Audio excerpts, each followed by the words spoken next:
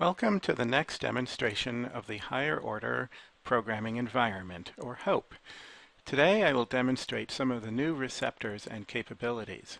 I've put together a HOPE application which scrapes 20 years of pictures off of the Astronomy Picture of the Day website, APOD, building a local database of images and metadata.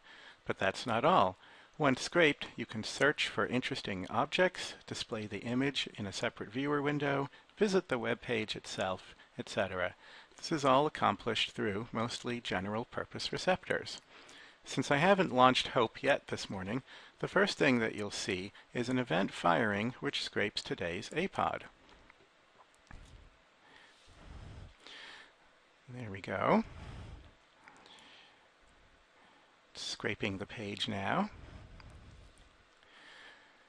And now it's getting the images, and there is today's APOD.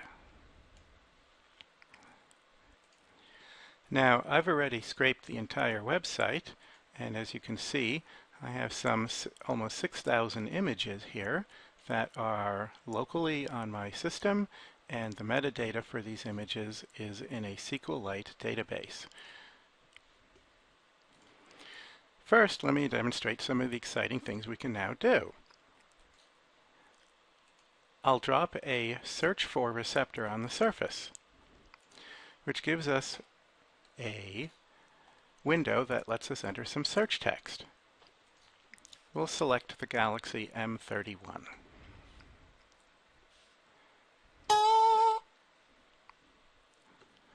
When I hit enter, you'll see the carriers move between the different receptors. You could think of them as mini servers. First, the database is queried, which returns images to the APOD receptor. These are converted to thumbnails and sent to the image viewer. The visualizer, being a receptor itself, requests the metadata, which is returned and displayed at the bottom of the selected image in the carousel.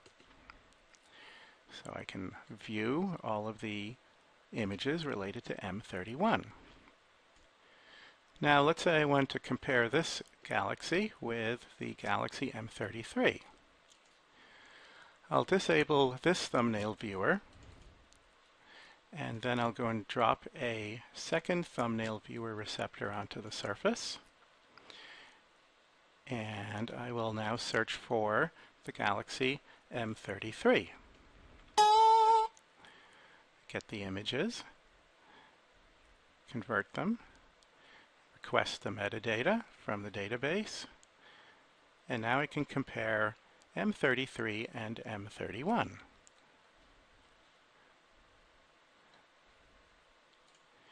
Now, how did I actually scrape the entire website? Well, there is a receptor which actually doesn't really receive anything. It's more of a do something called the APOD Event Generator Receptor. And as you saw at the beginning of this demonstration, where a single APOD for today was scraped, what the APOD Event Generator Receptor does is it generates the sum 6,000 events, one for each day, which reflects all of the 20 years starting from June 16th, 1994 to the current day. And it does the same process, requesting the web page scraper to scrape the page, which converts it into HTML, and then the APOD receptor will provide the actual context-specific metadata and images, which are stored locally, and the metadata is persisted to the SQLite database. Some of the other receptors allow us to, for example, when we double-click on a URL, it will bring up that page in the default browser. So here is the page being displayed. We can, for example, also double-click on the image itself, and this is rendered. Essentially, this form is created by the image viewer. So we can do side-by-side comparisons. Here is the other galaxy, M33. You can, of course, resize these and so forth. If we click on the metadata for, say, the explanation, This shows up in a text window, and this is performed by the text display receptor. If we, for example, disable this text display receptor and drop another one onto the surface,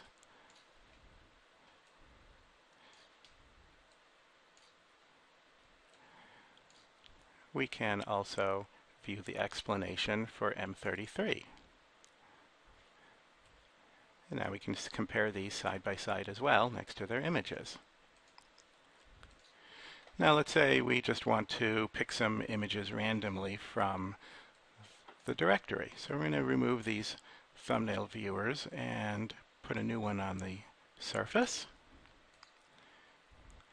And then I'll go to the images folder, and let's just pick several different images. I'll pick about 8 of them. And we drag and drop these onto the surface. And there's our images. So you can see how with this receptor system we can generically create different kinds of behaviors in the application simply by interacting with receptors in different ways. This creates a very flexible environment that allows the user to determine what the application does, rather than the developer creating a fixed program that does one thing and only one thing. So in this brief demonstration, we have seen how general purpose receptors can be used to create a rich environment for working with information. There are a lot of things we can add to this. For example, by tying in with Google Translate, we could create a receptor that receives the text protocol messages and translates them into the language of your choice. That concludes the demonstration. Thank you for watching.